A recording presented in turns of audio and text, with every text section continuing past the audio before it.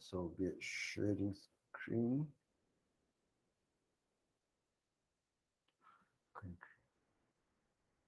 Yeah.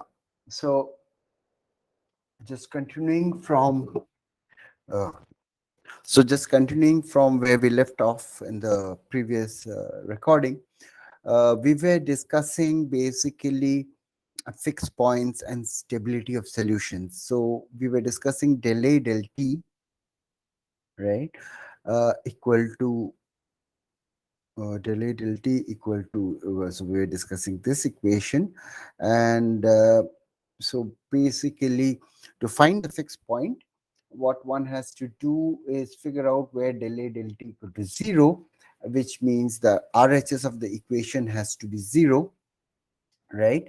And if alpha was small, some small number lesser than 1, I would presume that one can find a solution where a cube, so it was a positive number, greater than, yeah, just a small positive number, then there would be some value of a for which a cube would be equal to a plus alpha, and that could be the fixed point.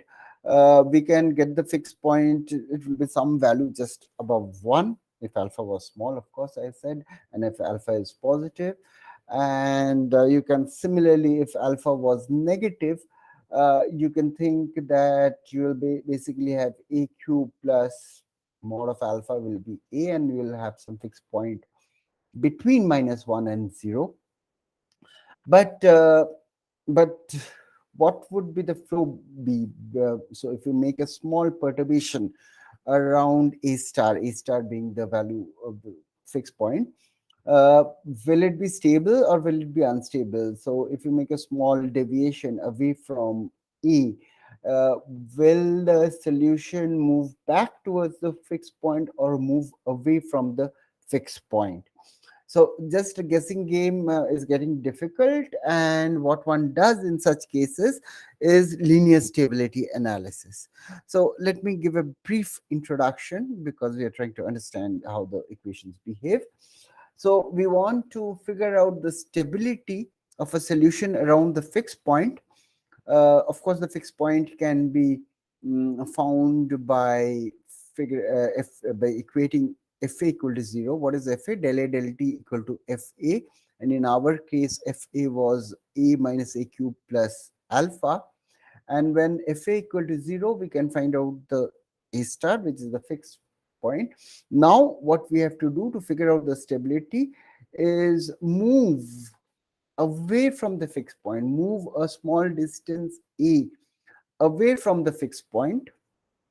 Okay. um, and and so basically a, the new value of a value of a slightly away from the fixed point, away from the fixed point by amount of delta a, and there uh, we write the equation and figure out how it behaves. So del t of a star plus delta a, which is calculated at a slightly away from a star, and in that case, here fa, you again substitute a star plus delta a, because you want to calculate the value of the RHS of this equation at uh, a star plus delta a.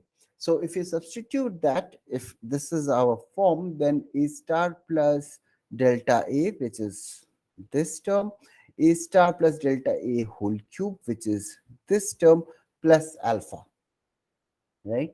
Now, if we expand these, a star plus delta a is this one. Then this one I am taking a whole cube. So you get a star cube plus delta a cube plus 3a square, a star square delta a, plus 3 uh, a star to delta a whole square. Now you see that these terms, delta a whole square is comes, delta a whole cube comes, and if delta a is small, then we are going to neglect these terms. We are keeping terms uh, only up to which are linear in delta a. right? So delta A whole cube, if delta A is very small, this will be much smaller than delta A. So in that case, keeping only the linear terms, which means we are neglecting this term, we are neglecting this term, we are keeping this term because there's no delta A here, right? So then we get basically del A star del T equal to, I mean, we have just opened this up, right? And del A star del T at the fixed point, is 0.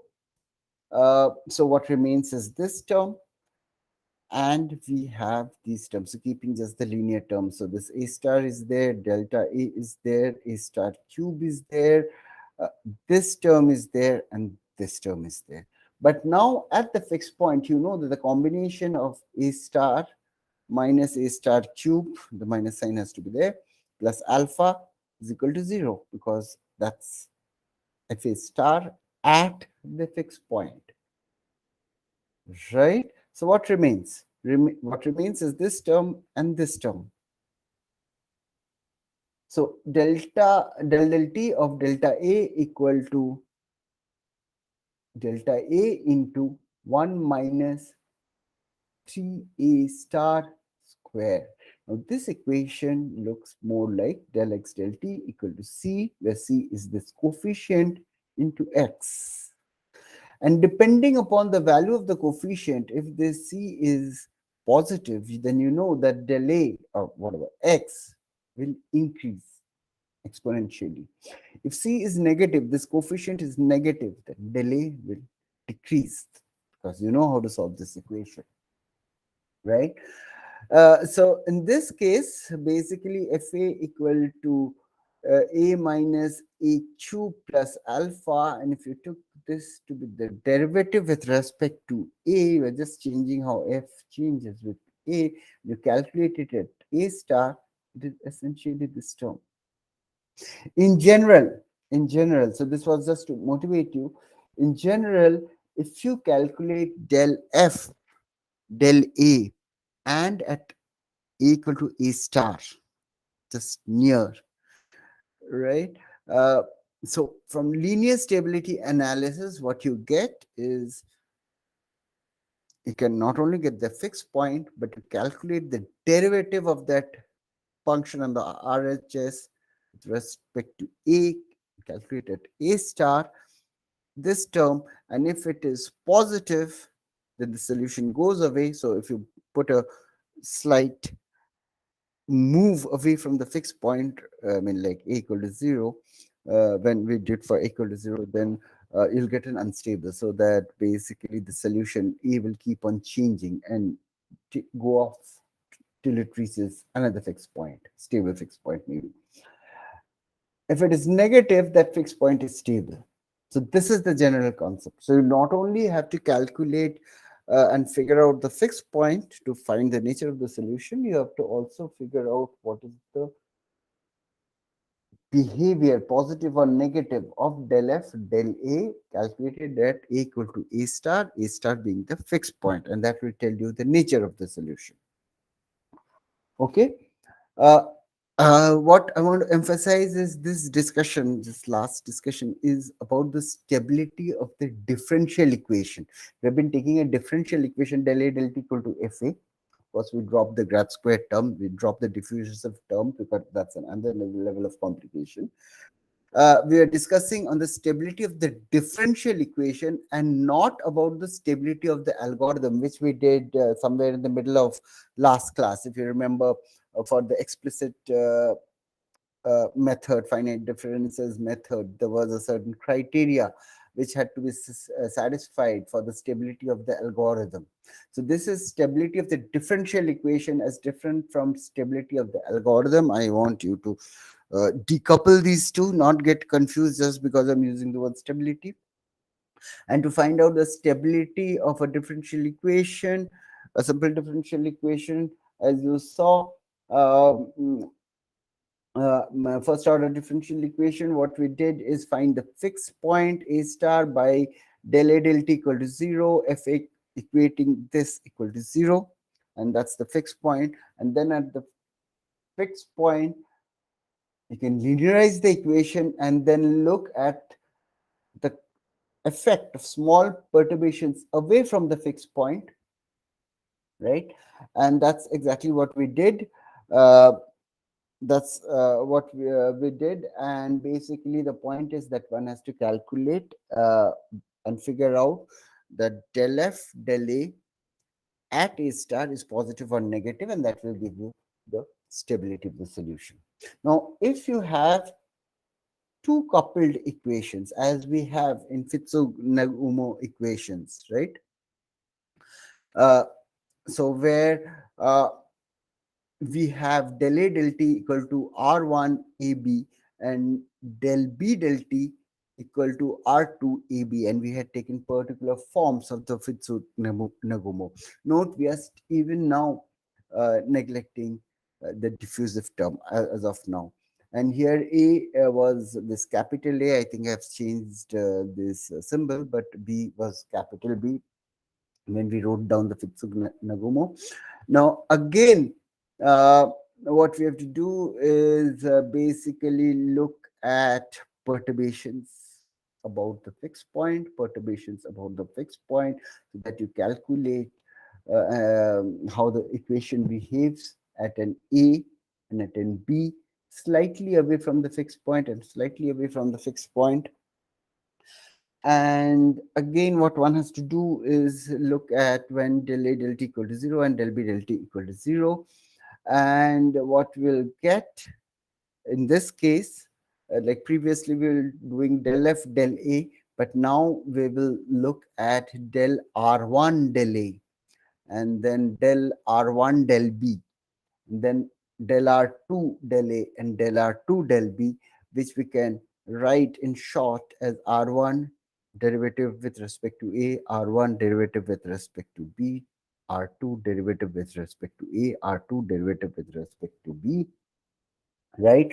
And the eigenvalues of this matrix linearized uh, will will decide the solution behavior, whether it's a stable solution or a unstable solution. You'll get to know more in a systematic way in a what is it called, linear non-linear differential equation course, non-linear analysis course. There's one in ICER. It's taught by Santanam, and I don't know if by others, but so there is this entire class of, and there's a fantastic book called Strogatz also, which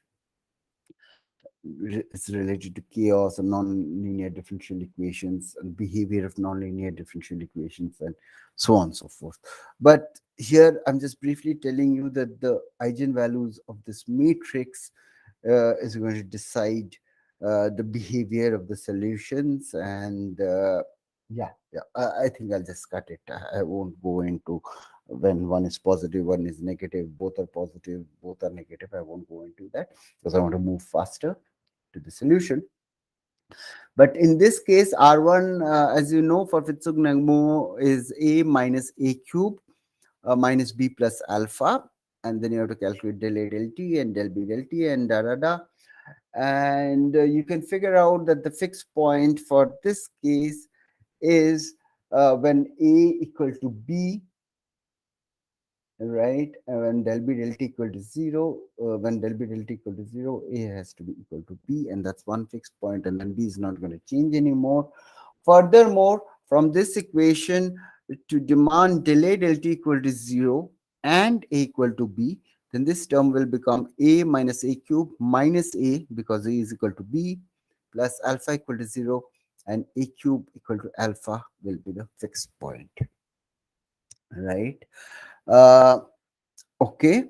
So till now we had been just handling del A del T equal to R1, del B del T equal to R2, but now we are adding the full gory reaction diffusive term, where we have del B del T equal to dB grad square B. There was no space dependent, there was no x dependent of previously, right? But now using introducing the x dependent of b, uh, grad square b. B is a function of x and y, or function of x plus r2. What one does is take, so B has a solution, right? It's a function of x and t. We know that. We take the Fourier, at any instant in time, we take the Fourier transform of x, right?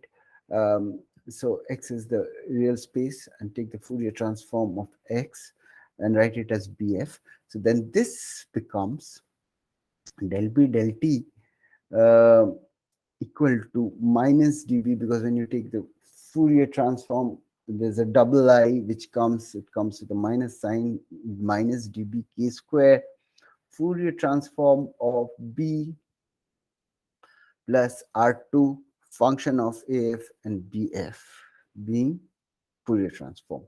Now note, this is an algebraic equation. Previously we were handling algebraic equation, now it's again an algebraic equation, no grad square, but grad square has been replaced by a new variable called b square, right? And similarly, you can write equation for a, right? Del A del t equal to dA grad square A plus R1B. And in this case, this will become del A F Fourier transform del t equal to minus dA k square plus R1. This was R2 or minus R1. And just to remind you, somewhere the Fritzuk Nagumo was written, the form was written somewhere.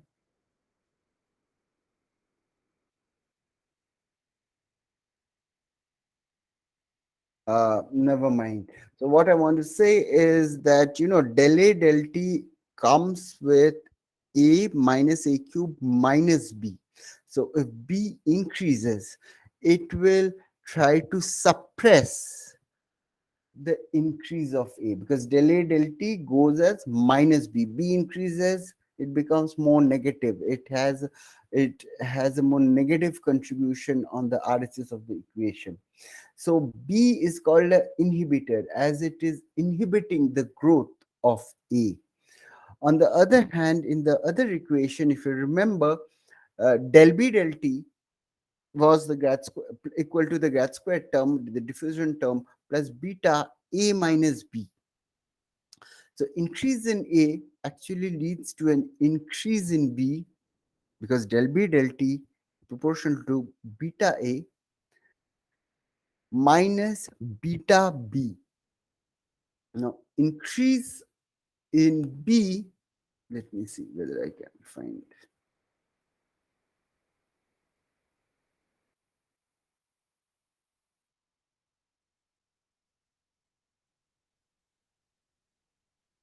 Yeah, this is the Nagumo. So I'm saying del A del T comes with a minus B. So if B is positive and it keeps on increasing, that is going to suppress A. So B is called the inhibitor for this sort of equations. When increase in B leads to decrease in A. Increase in B also leads to a decrease in here, because it comes with a minus sign, right? But A is the opposite of an inhibitor, because if A increases, del A del T will increase more. Same here, right? So that's the thing. So now let me go back to what I was discussing.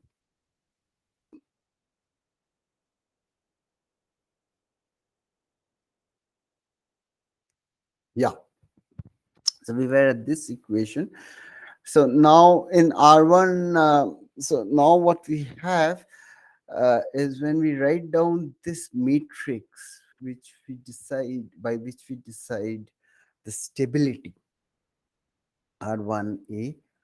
This will come with a minus k squared dA. So it also now depends, k also decides whether the solution is stable or unstable, and depends upon what value of k, right? And in addition, here it comes R2B, derivative of the second term with respect to b, minus k squared db. So this is a minus db here, and the eigenvalues of this matrix decide the um, nature of the solution.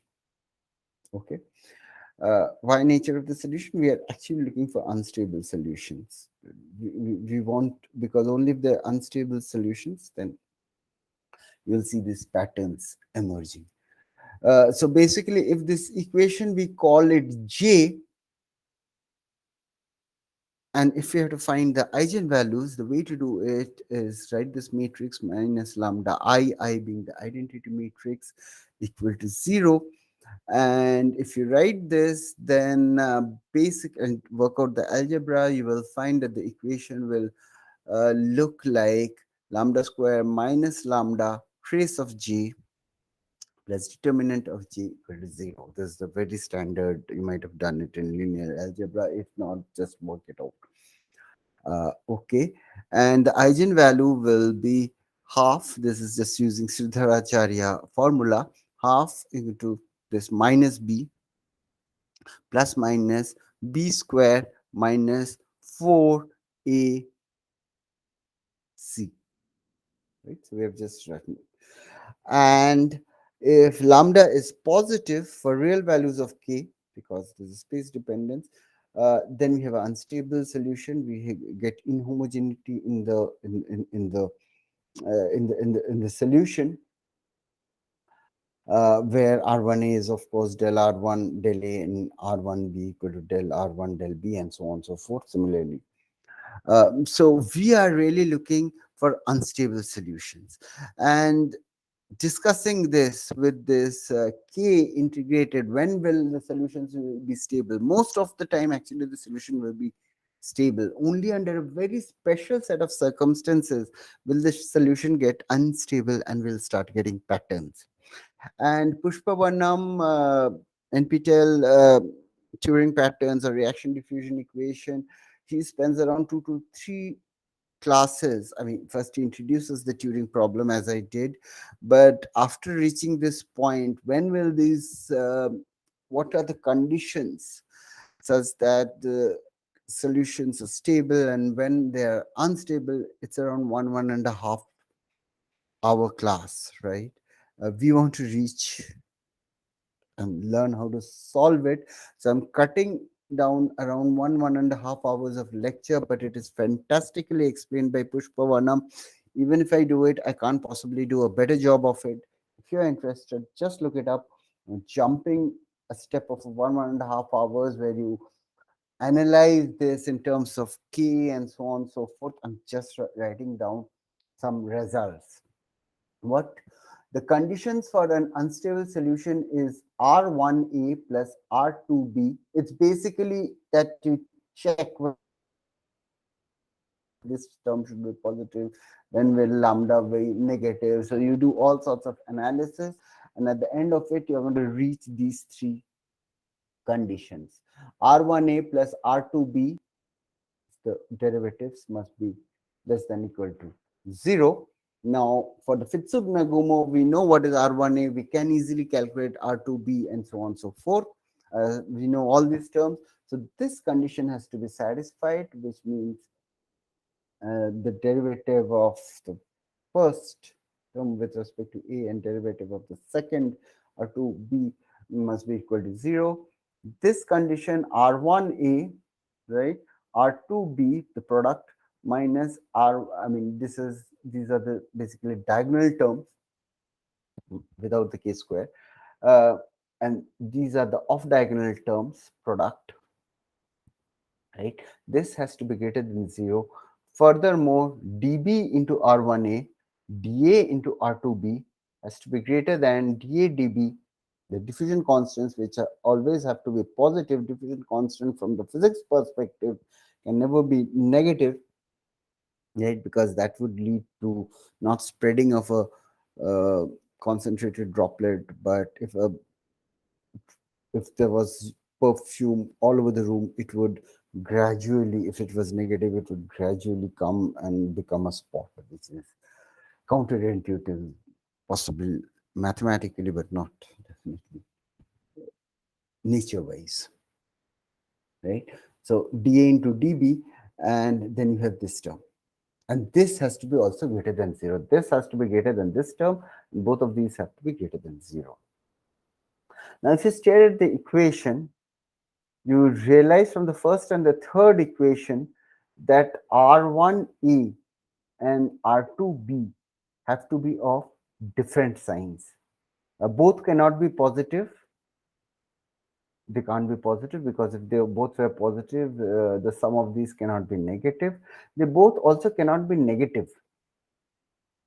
Okay. And why can't they be negative? So one has to be positive and one has to be negative for an unstable solution. And in our case, R2B is negative actually. If you take the derivative of R2 with respect to B, it comes with a minus sign, minus beta. Right? So if this was negative and this was positive, right, uh, then so why can't both be negative? Because if both were negative, then this would be negative, this would be negative, and diffusion constants are always positive. So this term would be negative. Whereas the criteria for an unstable solution is this has to be greater than zero. Okay, so one has to be positive, one has to be negative, and and for this to be greater than zero, and suppose this is negative, right? So suppose this is negative, then this quantity, because this is negative, right? This is positive. This has to be much bigger than this term for it to be greater than zero. As a consequence, dB into R1A has to be greater than this term. So dB has to be significantly greater than dA so that the sum of these two become positive, right?